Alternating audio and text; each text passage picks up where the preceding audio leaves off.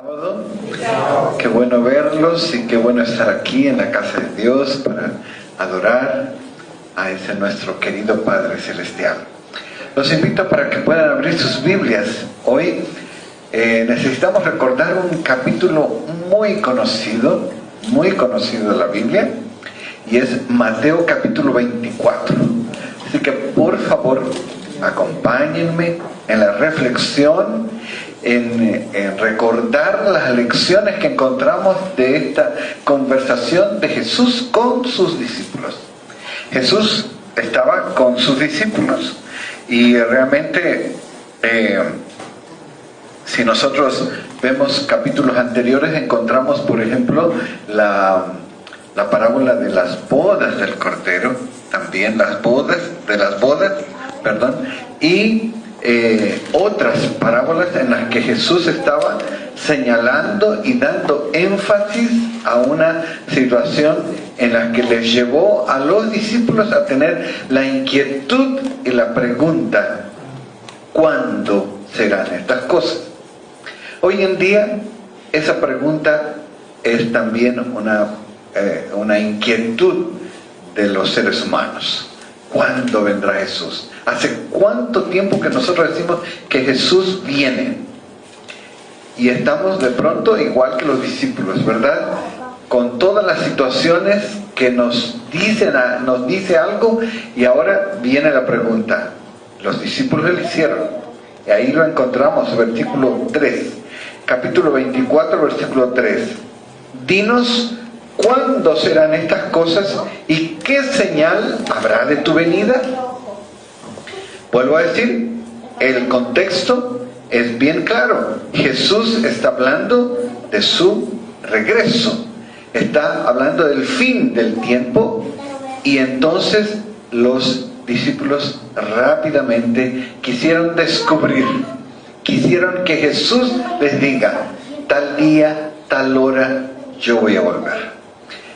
Pero miren la forma tan interesante, y allí nosotros vamos a encontrar esas lecciones preciosas para hoy. La forma como Jesús responde. Jesús no les dice: mira, yo no les voy a decir. Él va a lo que es más importante para él. Lo que Jesús quería era que realmente ellos entendieran cómo deberíamos estar cuando Él vuelva. Entonces les responde así, versículo 4: mirad que nadie os engañe, porque vendrán muchos en mi nombre diciendo: yo soy el Cristo, y muchos se engañarán. Una primera característica, una primera señal que Jesús da es engaño. Cuidado, habrá mentira, habrá falsas enseñanzas, habrán personas que van a querer llevar las doctrinas a otro punto, no al punto verdadero. Versículo 6: oiréis de guerras y rumores de guerra. Mirad que no os turbéis, porque es necesario que todo esto acontezca, pero aún no es el fin. Se levantará nación contra nación y reino contra reino, y habrá pestes, hambres, terremotos en diferentes lugares. Pero todo esto es solo principio de dolores. Aquí aparece una expresión: principio de dolores, y con situaciones que para nosotros hoy son comunes.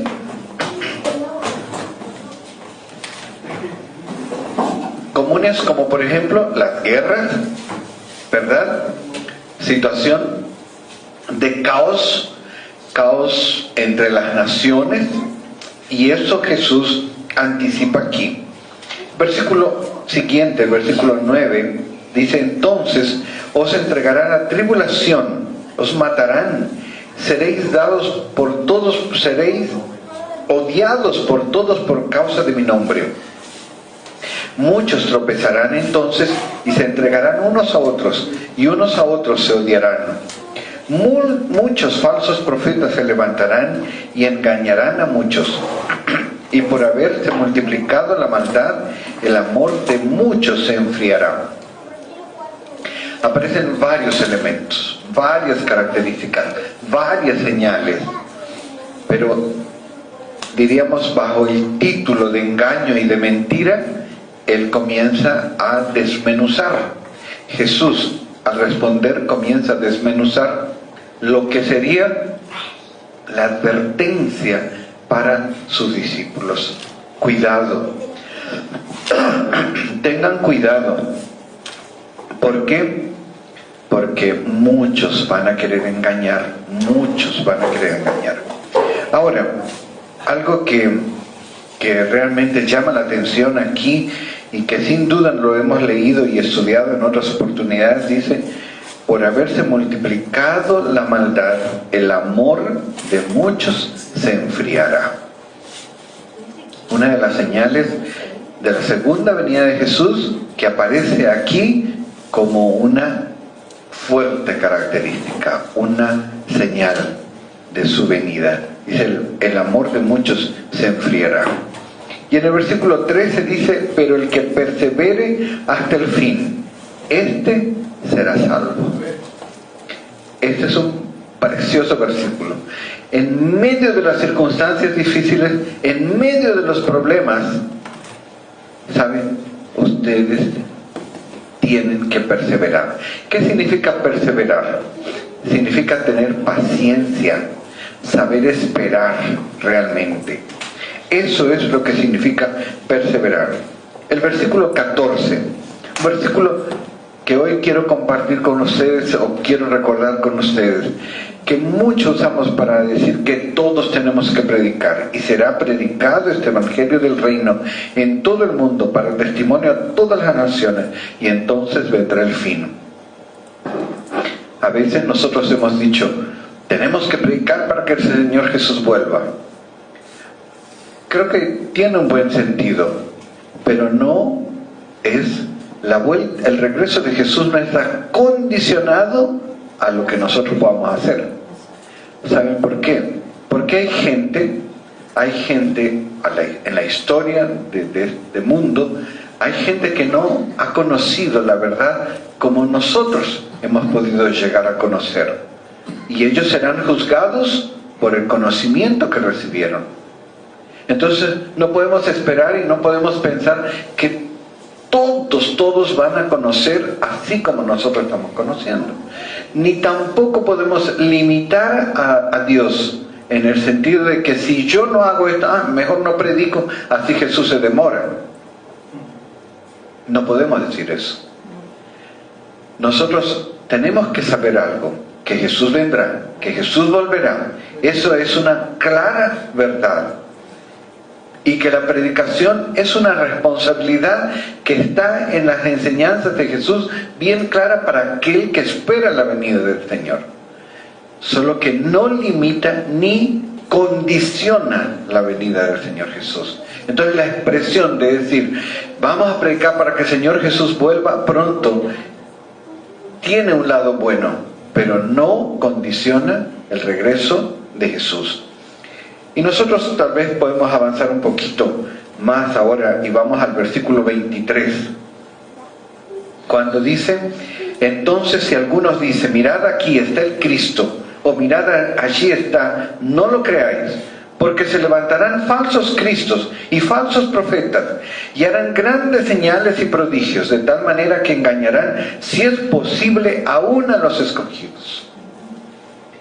O sea, la gran preocupación de Jesús evidentemente es que sus discípulos puedan diferenciar, distinguir la verdad de la mentira, lo falso y lo correcto, lo bueno y lo malo.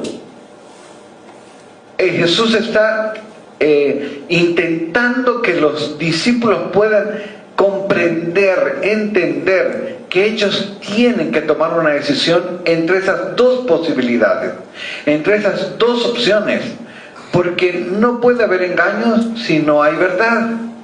Evidentemente Jesús está diciendo: hay un camino correcto, hay una verdad, cuidado que los engañen. Ahora, ¿Cómo nosotros somos engañados? Somos engañados cuando algo parece, ¿no? Yo recuerdo un lugar en el que uno podía ir a comprar algún artefacto, vamos a decir una pantalla así de computador, y entonces en las fronteras mucho se ve eso, por lo menos en otros países donde yo he podido estar, y entonces decía, el vendedor decía, ¿qué marca quieres? Entonces uno le decía Sony. Ya, él sacaba su cajita donde estaban los nombres y lo pegaba el nombre Sony. Si quería Philips, si quería cualquier marca que uno quiera. O sea, y uno veía, es igualito. O sea, es igualito. El vendedor fue muy honesto de mostrar la cajita donde estaban todos los nombres y uno se asusta. Pero si de pronto uno llega al comercio y ve que ahí está el nombre, pero realmente no. Y apareció más todavía ese engaño en relación a los aparatos o los artefactos cuando vienen, dicen, es de Japón, ahora de China, de Corea, o en fin, o sea, te engañan, nos engañan con cosas muy parecidas. Y la gran preocupación que Jesús tiene es justamente que nosotros no seamos engañados. ¿Y cómo nosotros somos engañados? Cuando alguien viene y nos enseña alguna cosa y nosotros creemos o nos parece que está bien. Ahí va. Por eso que Jesús, mire, comienza diciendo, no, cuidado que los vayan a engañar. Y ahora estamos ya en el versículo 23 y otra vez su preocupación. Y todavía dice, bien, engañarán si es posible aún a los escogidos. Quiere decir, aún a los que en algún momento abrazaron, conocieron todo correctamente, pero en algún momento se salieron del camino. ¿Por qué? Porque interpretaron, alguien les enseñó, alguien los llevó a la confusión de decir, esto es. Por eso que Jesús, el gran interés de él era, yo no les voy a decir la fecha, el día, la hora. Yo quiero que ustedes entiendan que hay algo más importante que saber la fecha. Y es de que ustedes puedan perseverar, que ustedes puedan estudiar, que ustedes puedan distinguir lo que es correcto, lo que es equivocado, lo que es la verdad y lo que es el engaño. Seguimos un poquito en el versículo 31, cuando ya habla de la venida del Señor Jesús. Y esto es para que nosotros podamos justamente tener una ilustración de cómo se puede engañar, ¿verdad? O cómo se puede reconocer la verdad. Cuando dice, enviará a sus ángeles con gran voz de trompeta y juntarán a sus escogidos de los cuatro vientos, desde un extremo del cielo hasta el otro. ¿Cómo será la venida del Hijo del Hombre? ¿Cómo será la venida de Jesús? Será vista por todos. Esa es una característica muy clara en relación a cómo será la venida de Jesús. ¿Cómo lo van a ver los chinitos? No sé. No estoy muy preocupado por eso. ¿Cómo lo van a ver en Alaska? ¿Cómo lo van a ver en Rusia? No lo sé. Yo no sé. Porque lo que sí puedo saber es lo que la Biblia dice. Todo ojo lo verá. Y vendrá con sus ángeles. O sea, nadie me puede decir, ya vino Jesús, si yo no lo vi. O sea, todo ojo lo verá. Acá dice, y vendrá con sus ángeles. O sea, ¿cómo será la venida de Jesús? Será visible. Y será visible por todos. Y aparece cada uno diciendo, ya vino, ya apareció, ya va a haber el rapto, va a haber así, va a ser así. No, no hay No hay conversa, no hay negociación en relación a una verdad tan clara como esta. Todos lo ven. Aquel diferente horario, que esto, no sé. ¿Saben? Cuando les digo eso es porque evidentemente la venida de Jesús será un acto sobrenatural. Un acto sobrenatural es algo que nosotros no podemos explicar. Pero que la Biblia dice que todos lo veremos, eso es lo que tenemos que considerar que es la verdad. Que eso es lo correcto. Nadie puede decirnos, aquí llegó y me manda una foto, me manda... No lo voy a ver a Jesús por Zoom. No lo voy a ver por videollamada, con mis ojos. Si estoy vivo, si ustedes están vivos, verán a Jesús con sus propios ojos. No seamos engañados. O sea, aunque no es la única cosa que puede aparecer como engaño o como correcto, nosotros tenemos que, con lo que Jesús está explicando, tenemos que reconocer qué es lo que Jesús está queriendo decirnos y cómo nosotros debemos entender eso también. Versículo ahora, el versículo 36, por favor. Dice, del día y la hora nadie sabe, ni aun los ángeles de los cielos, sino solo mi Padre. Miren qué manera tan linda como Jesús responde. Dice, no se preocupen por eso, preocúpense por otras cosas, preocúpense por estar atentos, por vigilar, por estar cuidadosos de eso preocúpense. Pero no se preocupen del día y la hora, eso no es tan relevante en esto. Preocúpense, yo espero que ustedes estén preparados para mi encuentro. Y la mejor forma de estar preparados es así como les estoy explicando. Y cuando aquí Jesús le dice, nadie sabe la hora, ni aun los ángeles del cielo, sino solo mi Padre. Y allí sigue explicando eso, dice, pero como en los días de Noé, así será la venida del Hijo del Hombre. Pues como en los días antes del diluvio estaban comiendo y bebiendo, casándose y dando en casamiento, hasta el día que Noé entró en el arca, y no entendieron hasta que vino el diluvio y se los llevó a todos, así será también la venida del Hijo del Hombre. Una característica más del regreso de Jesús será sorpresa. O sea, intempestivamente. Como que... Y él mismo aparece aquí, el versículo 42. Velad, pues, porque no sabéis a qué hora ha de venir vuestro Señor. Pero sabed esto, que si el padre de familia supiera a qué hora el ladrón habría de venir, velaría y no lo dejaría entrar en su casa.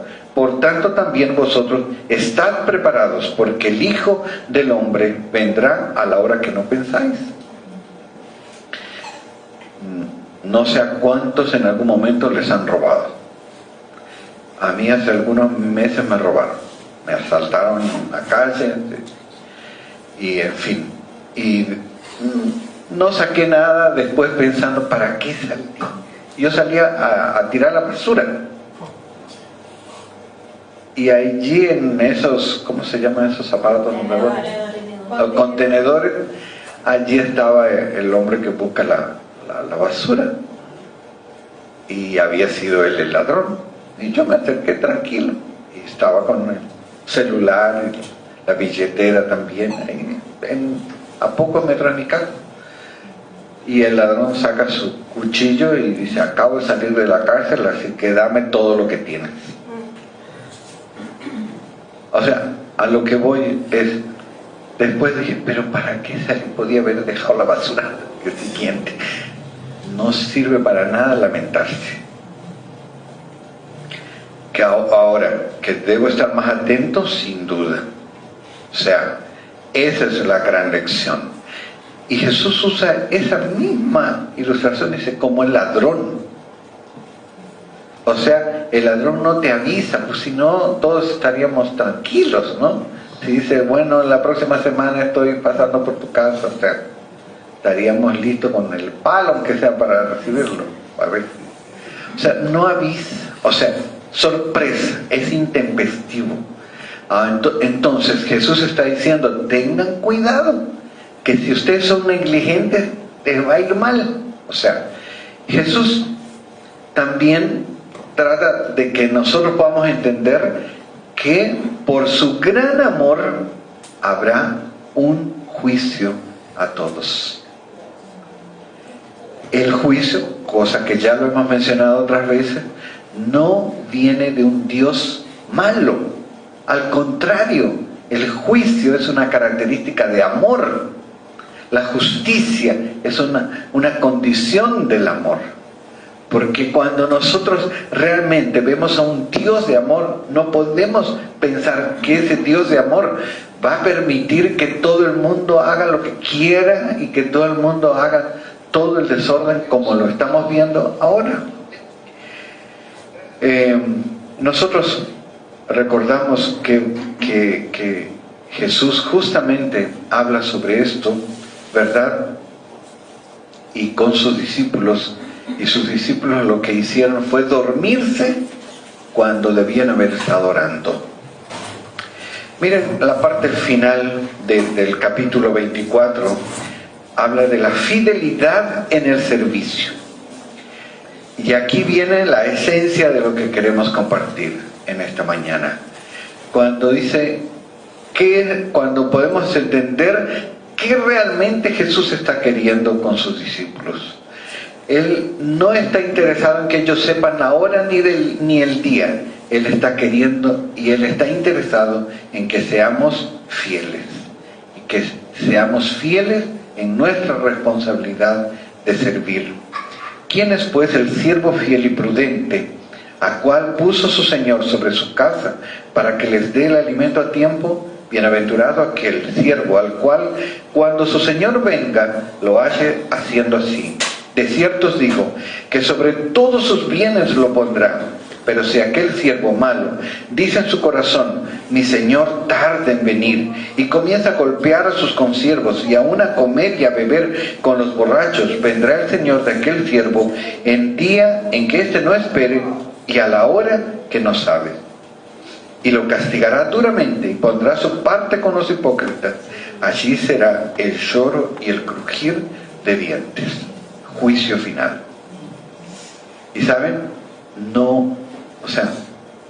permítanme decirlo otra vez, cuando hablamos de esto no estamos hablando de un Dios malo, al contrario, es un Dios que está ansioso para que todo el sufrimiento que es la consecuencia del pecado termine. Amén. Lo que el Señor quiere es que nosotros seamos fieles, que nosotros seamos perseverantes, que podamos vigilar, que podamos realmente esperar al Señor Jesús, no diciendo el Señor tarda, sino atentos a su regreso realmente. ¿Saben? Yo recuerdo cuando era niño, creo que tenía 4 años de edad. Mi madre era maestra de una escuela adventista y ese día la persona que ayudaba en la casa no llegó y mi mamá me tuvo que llevar a la escuela donde ella trabajaba. Y la escuela quedaba a una cuadra del mercado donde todos los días funcionaba así como la feria, ¿no? Mucha gente y todo. Bueno, mi mamá estuvo ocupada en atender a los alumnos y en algún momento de esos yo me salí de cerca de ella y encontré la puerta abierta de la escuela y salí de la escuela y me fui sin conocer, salí a donde me llevaban los pies y aparecí en el mercado. Y en el mercado había mucha cosa interesante para ver, ¿no? Para un niño de esa edad. Y habían juguetes, habían carritos y todo. Y no sé cuánto tiempo pasó, pero después yo me di cuenta y estaba perdido. Y ya no sabía cómo regresar. mientras mi madre desesperada con toda la escuela buscándome. ¿Ustedes se imaginan una mamá buscando a su hijo chiquitito? Y yo no sabía qué hacer, no me puse a llorar, nada, o sea, no me puse a pensar en lo que podía pasar, pero sí me distraía mucho las cosas que había allí. Entonces me puse a seguir mirando lo que había. Cuando en eso siento una mano. ¿Quién era? Mi mamá. Y mi mamá me abraza. Yo al comienzo me asusto y digo, ahora me van a jalar la oreja. Pero mi mamá me abraza y me dice algo. Es hora de volver a casa. Y recuerdo muy claro eso. El abrazo de ella y las palabras de ella. Es hora de volver a casa. Siento hoy que Jesús está diciéndonos lo mismo a nosotros. Es hora de volver a casa. ¿Saben? Al final de la historia de este mundo solo habrá dos grupos. Unos sobre el monte de Sión y otros en el Armagedón. Unos que están bajo la bandera blanca de la justicia de Cristo y otros bajo la bandera roja de la mancha del pecado. Otros, como acabamos de leer, tendrán como consecuencia el lloro y el crujir de dientes, mientras que otros se alegrarán por el regreso de Jesús. Un grupo son los prudentes, otro grupo son los insensatos. Unos son los cabritos, otros son las ovejas. Unos son el trigo y otros son la cizaña. Unos siguen al cordero, otros siguen al dragón. Unos son los hijos de Dios, los otros son los hijos del mal, los hijos del enemigo de Dios. No hay una tercera opción, no hay un tercer camino, hay solo dos grupos. ¿Cuál es el grupo en el que nosotros deseamos ser parte? Es una decisión que cada uno debe tomar. El panorama está claro. Vivimos en un tiempo que sin duda es el tiempo del fin. Pero los hijos de Dios esperarán el regreso de Jesús, esperan el regreso de Jesús, vigilando, orando y trabajando. Los hijos de Dios esperan con alegría, con esperanza, con fe, el acontecimiento que marcará el fin de la historia de este mundo. Y qué bueno saber que nosotros tenemos ya un lugar preparado, que Jesús ha preparado un lugar para nosotros, que Él mismo nos dará la bienvenida, Él mismo nos llamará nombre por nombre y nos dirá: qué bueno que abriste tu corazón, qué bueno que aceptaste, qué bueno que decidiste lo mejor. Tú no fuiste criado para vivir criado para vivir en este mundo, sino para ser ciudadano del reino de los cielos. Hermanos queridos, quiero terminar diciendo: Jesús está volviendo. Por más que sea una frase, palabras que las hemos repetido años de años, es una verdad y nadie nos puede engañar sobre eso. Jesús viene y sabe, mi deseo y el deseo del Señor Jesús es de que todos los que estamos aquí nos podamos encontrar con Él para vivir para siempre, por la eternidad. ¿Saben? Ese día podremos abrazarnos y decir: valió la pena. Valió la pena ser fiel. valió la pena esperar, valió la pena perseverar.